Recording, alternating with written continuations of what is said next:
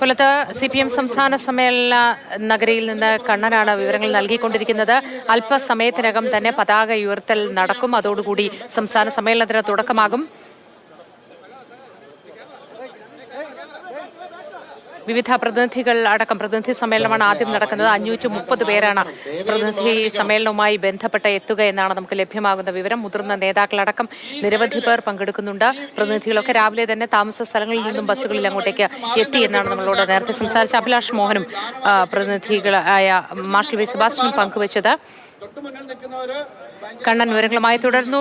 കണ്ണൻ നായർ പറയൂ, അല്പസമയത്തിനകം തന്നെ പതാക ഉയർത്തൽ നടക്കുമെന്ന് നമുക്ക് ദൃശ്യങ്ങളിൽ നിന്നും വ്യക്തമാകുന്നു. വിശദാംശങ്ങൾ എന്തൊക്കെയാണ്? കൊല്ലത്ത് 30 വർഷങ്ങൾക്ക് ശേഷം നടക്കുന്ന CPM-ന്റെ സംസ്ഥാന സമ്മേളനത്തിന് കൊടി ഉയരാൻ പോവുകയാണ്. ഈ പോളിറ്റ് ബ്യൂറോ അംഗവും PB കോർഡിനേറ്ററും കൂടിയായിട്ടുള്ള പ്രകാശ് കാരാട്ട്, മുഖ്യമന്ത്രി പിണറായി വിജയൻ, MA ബേബി, മുതിർന്ന അംഗം S രാമേന്ദ്രൻപിള്ള, സംസ്ഥാന സെക്രട്ടറി ME ഗോവിന്ദൻ അടക്കമുള്ള ആൾക്കാർ, ബൃന്ദ കാരാട്ട് അടക്കമുള്ള ആൾക്കാർ ഇപ്പോൾ വേദിയിലേക്ക് എത്തിയിരിക്കുന്നു. മുതിർന്ന അംഗമായിട്ടുള്ള AK ബാലനാണ് ഈ പതാക ഉയർത്തുക. അതിനുവേണ്ടിയുള്ള ക്രമീകരണങ്ങളാണ് ഏർപ്പെടുത്തിയിരിക്കുന്നത്. ഈ പതാക ഉയർത്തലോടുകൂടി ഈ സമ്മേളനത്തിന് ഔപചാരികമായിട്ടുള്ള ഉദ്ഘാടനമാകും. കൊല്ലത്തിന്റെ മണ്ണിനെ ചുവപ്പിക്കുന്ന ഒരു സമ്മേളനമാക്കി മാറ്റുക എന്നുള്ള ലക്ഷ്യത്തോടു കൂടിയുള്ള ഒരു സംഘാടന പ്രവർത്തനമാണ് ഇവിടെ നടത്തിയിരുന്നത്. അതിൻ്റെ ഏറ്റവും പ്രധാനപ്പെട്ട ഒരു ചടങ്ങിലേക്ക് കടക്കാൻ പോകുന്നു. കേന്ദ്ര കമ്മിറ്റി അംഗം കൂടിയായിട്ടുള്ള മുൻ മന്ത്രി, മുതിർന്ന അംഗമായിട്ടുള്ള AK ബാലൻ ഇപ്പോൾ പതാക ഉയർത്താനായിട്ടുള്ള പതാക ഉയർത്താൻ പോകുന്നു. ഇതിൽ കേന്ദ്ര കമ്മിറ്റി അംഗങ്ങൾ, സംസ്ഥാന സെക്രട്ടേറിയറ്റ് അംഗങ്ങൾ, ഒപ്പം തന്നെ PB അംഗങ്ങൾ, ഇത്രയും ആൾക്കാരാണ് ഇവിടെ ഈ വേദിയിലേക്ക് ഉള്ളത്. നേരത്തെ ഇവിടെ ഈ സമ്മേളനത്തിന്റെ സ്വാഗതം ഓതിക്കൊണ്ടുള്ള ഒരു നൃത്താവിഷ്കാരം ഉണ്ടായിരുന്നു. അതിനുശേഷമാണ് ഇപ്പോൾ പതാക ഉയർത്താൻ വേണ്ടിയുള്ള ചടങ്ങിലേക്ക് പോകുന്നത്. പതാക ഉയർത്തൽ ചടങ്ങിലേക്ക് നീങ്ങുകയാണ്. നിമിഷങ്ങൾക്കകം പതാക ഉയർത്തൽ നടക്കും. അതോടുകൂടി CPM സംസ്ഥാന സമ്മേളനത്തിന് കൊല്ലത്ത് തുടക്കമാകും. മുതിർന്ന നേതാക്കളടക്കം നിരവധി പേർ നമുക്ക് വേദിയിൽ കാണാം. അല്പസമയത്തിനകം തന്നെ പതാക ഉയർത്തൽ വേദിയിൽ നടക്കും. കൊല്ലം C കേശവൻ മെമ്മോറിയൽ ടൗൺ ഹാളിന് മുൻവശത്തെ പ്രത്യേക വേദിയിലാണ്. മുദ്രാവാക്യം അങ്ങനെയാണ്. അപ്പോൾ ഈ പത്രപ്രവർത്തക സുഹൃത്തുക്കൾ ഇവിടെ നിന്നും ഞങ്ങൾക്ക് അങ്ങനെ ഇതിനപ്പുറം ലഭിക്കാൻ കഴിയില്ല, കുറച്ച് സ്ഥലം കൊടുക്കണം.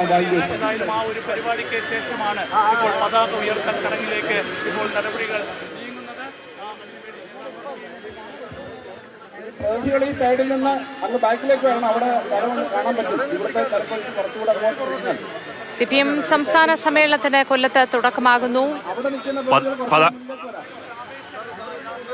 പറയൂ കണ്ണൻ. പതാക ഉയർത്തൽ ചടങ്ങിലേക്ക് കടക്കുകയാണ്.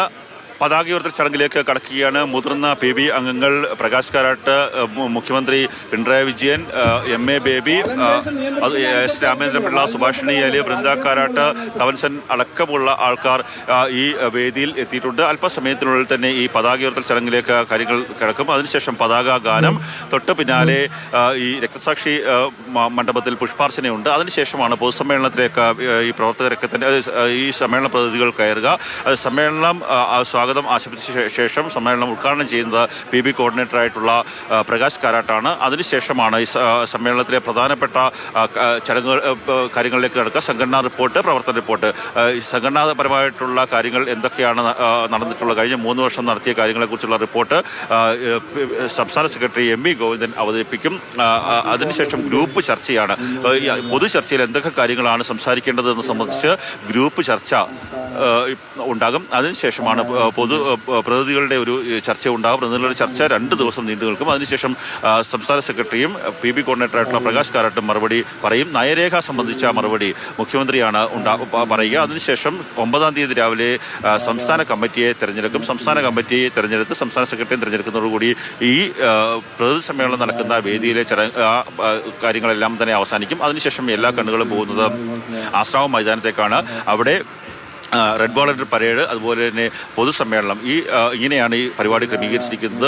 വലിയ തരത്തിൽ ഭാവിയിലെ കേരളത്തിൻ്റെ വികസനങ്ങൾ എന്തൊക്കെയാകണം എന്നത് സംബന്ധിച്ച ഒരു നയരേഖ, അതിന്മേലുള്ള ഒരു ചർച്ചയിലേക്കായിരിക്കും കൂടുതലായി പോവുക. കാര്യം കഴിഞ്ഞ സമ്മേളനത്തിലും മുഖ്യമന്ത്രി മുൻ വർഷങ്ങളിലേത് വ്യത്യസ്തമായ മുഖ്യമന്ത്രി ഒരു നയരേഖ അവതരിപ്പിച്ചിരുന്നു. അതിനെ ചുവടുപിടിച്ച് ഭാവി പ്രവർത്തനങ്ങൾ, കേരളത്തിൻ്റെ വികസിത കേരളത്തെ സംബന്ധിച്ചുള്ള ഒരു ഭാവി പ്രവർത്തനങ്ങളെ സംബന്ധിച്ചുള്ള ഒരു നയരേഖയായിരിക്കും ഇന്ന് മുഖ്യമന്ത്രി അവതരിപ്പിക്കുക. അതിനകത്ത് മുഖ്യമന്ത്രി എന്തൊക്കെ കാര്യങ്ങളാണ് പറയുക എന്നുള്ള എന്നുള്ളതാണ് ഏറ്റവും പ്രധാനമായിട്ടുള്ള കാര്യം.